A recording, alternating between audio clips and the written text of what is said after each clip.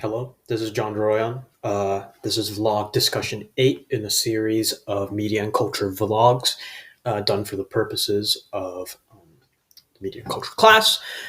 Today we shall be covering uh, chapter 6 of the Rhetorical Act, The Resources of Organization, and chapter 6 of Reading Pop Culture. Does the big screen still shape our dreams? We'll be covering the readings Sontag, The Imagination of Disaster, Osterweil, Hollywood's love affair with surveillance, Denby, Has Hollywood Murdered the Movies, and Content Marketing Association's 7 Steps to the Perfect Story. We will begin with Chapter 6 of the Rhetorical Act. Now, if I were to liken the topics touched upon by Chapter 6, I would most certainly equate them to something akin to a template.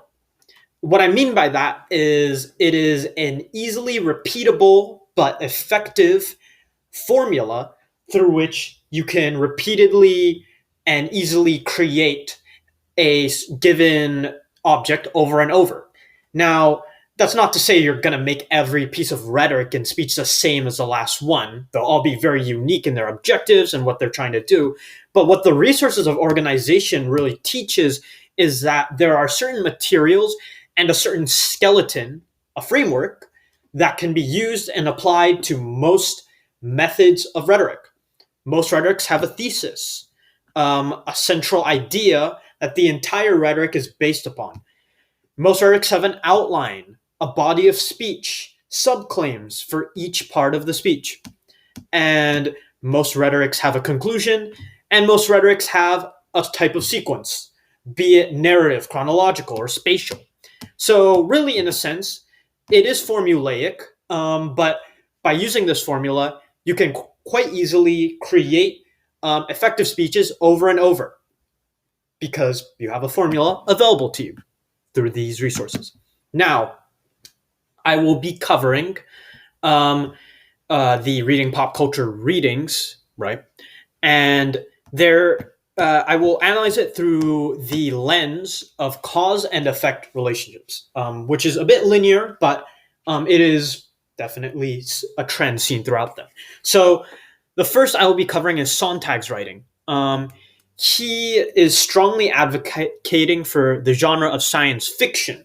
And what he sees it as is a he sees the phenomena of science fiction as being caused by societal anxieties. A lot of science fiction books are written based on what is going on in a given society, be it a war, political upheaval, or just any new societal development.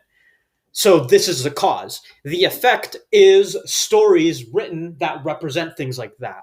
So science fiction is the effect caused by societal circumstances. So Osterweil, he analyzes a different thing, but so he uses cause and effect.